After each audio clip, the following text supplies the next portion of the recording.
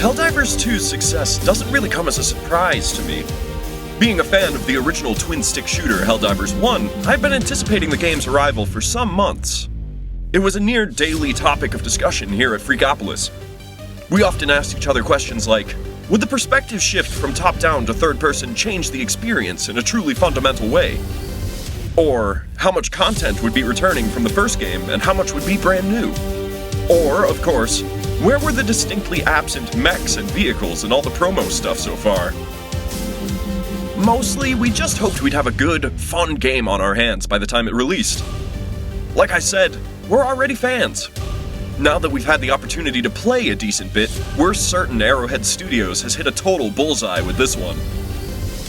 It seems the community at large agrees too. The lead dev has reported over 1 million sales in the first 48 hours following release, and the game has broken Sony's first-party PC player count record, with around 150,000 concurrent players and climbing at this very moment.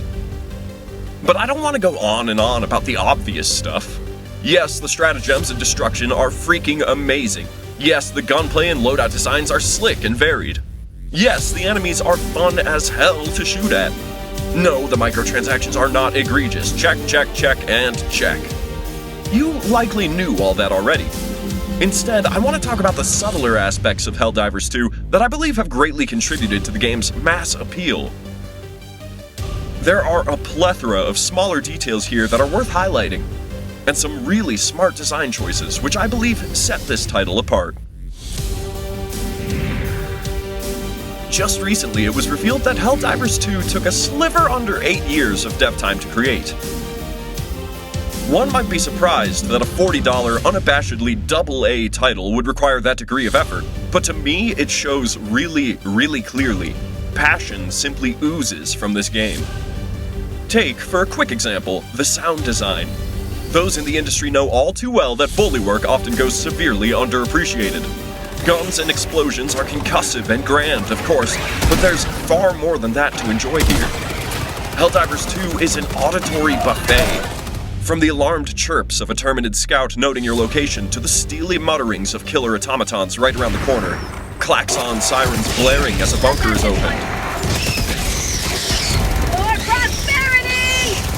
The sizzling of acid pools, and much to my delight, the buzzing of flies near a lone outhouse. All of this detail blends together to make a setting which feels dynamic and thoroughly alive. Behind it all, you have the music. The score is simple, yet all too effective. I can't help but be hyped up during every Hellpod launch. The track selection imbues terror when you're overwhelmed and triumph when you prove victorious, accenting the gameplay in an awesome way from moment to moment. Honestly, I couldn't have hoped for better myself. Meanwhile, DualSense haptics bring added immersion to every pull of the trigger, every thrown stratagem, and especially every Hellpod launch. It is sublime to feel the steel shell rattle around you as you slam through the atmosphere. This extra detail is exactly the kind of stuff which puts all those years of dev time in perspective, and it was well worth the effort in my opinion. Then there's the visual end of things. This game is, to be frank, kind of stunningly beautiful for the price tag. There's pop-in and noticeable LOD shifts on various textures, but this can be easily forgiven because the rest is so consistent, yet so varied, that I can't help but love it. From the sharp and clean lighting and shadows, to the particle effects, or the way a single map can contain a multitude of different biomes which transition seamlessly between each other. Vibrant fields of colorful foliage suddenly switching to slime-coated bug nests and scorched abandoned structures so naturally, it's difficult to believe each mission's terrain is randomly generated. Not only this, but to my surprise, a lot of that stuff is destructible as well, so choose your cover wisely. The terrain is where I get a little taste of No Man's Sky here. There's a certain expectation of a sci-fi ice planet or jungle planet, etc. Helldivers 2 freaking nails this expectation while keeping things fresh with every mission. Honestly, I was blown away by how distinctly different the terrain proved to be each time I dropped down to squash some bugs or blow up some cyborgs. There's weather, a day-night cycle, foliage, and little insects flying about. There's also impressive verticality, intelligent positioning of rivers and bays, and a well-designed spread of randomly generated side objectives. In the end, it truly feels like you're tearing through some lost ground on the front of this ongoing war effort. And when you're traversing this alien terrain, you can make use of a versatile pinging system all the while. Tagging map, southeast. When paired with the highly detailed minimap, there should be very little confusion concerning your current objective or your current positioning. Not only this, but the very design of the maps seems very advanced to me. They provide stunning vistas and sprawling battlefields, with a ton to discover without being too congested. It's simply great stuff. Also, as one little side note, I absolutely adore how the devs made certain to provide sick first-person reload animations to every single weapon. They sort of had to by default, given they chose to implement that first-person option to begin with, but it adds a lot of character to the weapons. In fact, my first impressions were that the animations throughout the preview stuff looked kind of clunky. I was glad to be proven thoroughly wrong in almost every case, with the marked exception of lip sync, which is almost hilariously awful. I can't wait to see the TCS in action. Giant towers all over the planet, spewing bug-killing gas into the air? But damn it, if From Software can get away with it, so can Arrowhead. Alright, so that's still some relatively obvious stuff, but I'm getting to it. Because I believe selling that fantasy of defending Super Earth and its denizens is where Helldivers really begins to shine. Sometimes I need a good reason to fight.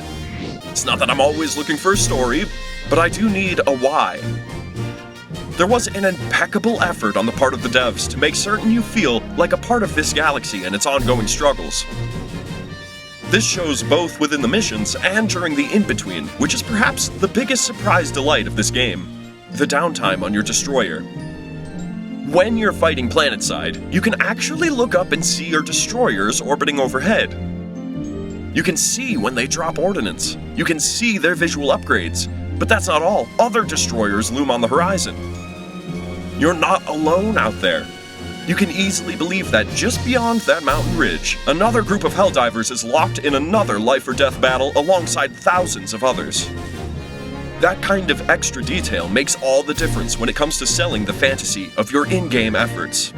But it's also just the beginning of Helldivers 2's approach to tackling this issue.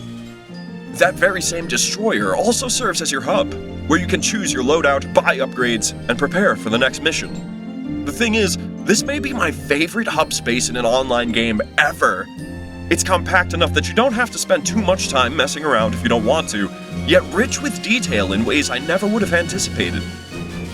You have a couple of shipmates on board. Now, admittedly, I think this is where the AA nature of Helldivers 2 reveals itself pretty readily. Compromises were clearly made. Those character models are not all that great. They're very stiff and a bit low detail. You know what though, I don't care, again, because while they look straight out of a PS3 game, they are perfectly suitable for their function, and that is light exposition. The Galactic War awaits. Though we are the most powerful fighting force the universe has ever seen, we are not but humble servants before managed democracy. This may not sound all that important, but it is. The exposition in this game is everything. It is the why I need, and it's delivered painlessly. You know who you are, what your enemies are, and why you're fighting them because of the short, ridiculous, often hilarious lines these dudes spout out while you're gathering gear and suiting up. They add so much, while only being a tiny piece of the overall experience. Then there's the television. By God, the television on that ship is such a special thing. Sometimes it provides useful starter tips, but sometimes it does so much more. Just last night, I watched a newscast-style presentation detailing our current conflict against the Terminid menace. Against the Terminids was bolstered by the arrival of the Helldivers. It was around a minute long, but it had full voiceover and relevant graphics throughout. It felt incredible to see commentary and purpose behind the gameplay. Also accounting for the fact that you can actually see the impact you make on the war effort with each successful mission, and the fantasy loop is complete. Truly, Arrowhead is onto something special here, and as the Galactic War develops, I can only hope that they continue to deliver on this kind of additional context. It's actually fulfilling to hop on, contribute to the liberation of a planet, and know that this had an impact. My mission had meaning. And in the end, I believe Arrowhead can deliver on this ambitious front. Partly because they already have in the past. Helldivers 1 implemented a bunch of these ideas, only on a smaller scale. This time it seems there's some real budget and polish on the presentation side of things, and I'm loving every second of it. And damned if it isn't amazing that your destroyer is floating amidst a field of other destroyers proportional to the amount of player activity on that given planet. Then you have the mission map, which accurately represents the nature of the planet you're above, its topography, and a bunch of other little details to boot. It's unbelievably cool to witness this all in real time, and all disguised as a simple lobby between missions. Finally, when you actually step into that hellpod and take the drop, you crash through the atmosphere with your allies, other hellpods rocketing by in the distance, the destroyers firing all around. There's nothing like it in gaming. Honestly, there isn't. A loading screen it may be, but it only strikes home that the fantasy is so solid, so concrete, so logical in its presentation, there isn't a single second I go, they should have done this instead, or why can't I see that happening for myself?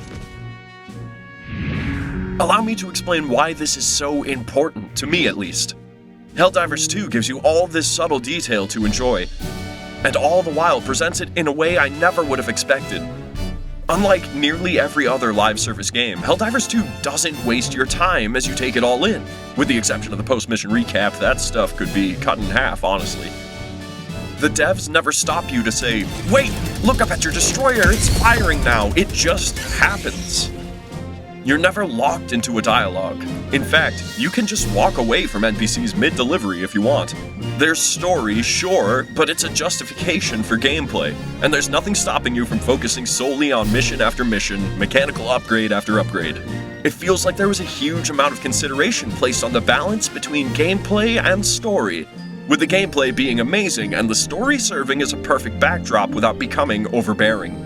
Some games simply cannot find that balance, in spite of all their attempts otherwise. In my opinion, the hub in your Helldivers destroyer puts Destiny 2's tower and helm to absolute shame. I have spent quite literally hours sitting in front of the holo projector in the helm, forced to listen to exposition I really don't care about, or running about the tower grabbing bounties from the equivalent of a talking menu. In Helldivers 2, that exposition is delivered in such a fast and fun way I don't mind it at all. On the contrary, I really enjoy it. I look forward to hearing a new voice line after I complete a mission, and don't forget, it's all contextual to stuff you are actually doing. This was such a smart decision. The focus is on you and your struggle, nothing else. No time wasted learning about your captain's dead sister or whatever woes the lead engineer is bearing. Just gameplay and reasons for gameplay. It works really well, and the implication is that these characters will prove reactive to the war and Super Earth situation at large. I can only hope that this would be the case, because if so, that is going to be one of the best ongoing aspects of this title over the weeks and months to come. There's something else I noticed too, which is perhaps my favorite little detail of all, a focus on a certain consistency. It feels like there isn't a single moment where you magically lose control of your avatar. You walk the destroyer's bridge, you enter your hellpod, you land, you fight, you escape on the Pelican, and fly back to the bridge. I actually think there's a lot of thought put into that, and a lot of merit to it as well. Naturally, it means the loading screens are all hidden in a great way, and, again, the fantasy of this conflict is further reinforced, but there's more. It means I have a growing attachment to my character, even readily replaced as they are, because they never really leave my sight or control. It gives me the impression that they are me, not some generically named hero lacking in opinions of their own, and that's as satisfying as it is ironic because a Helldiver is a nameless hero lacking in opinions, but at least they have a purpose for what they do and a real impact when they do it. That's a big piece of what makes this game special to me. There's a lot I appreciate about Helldivers 2, both big and small. I think I'll be playing it for a long time to come, or at least revisiting it regularly.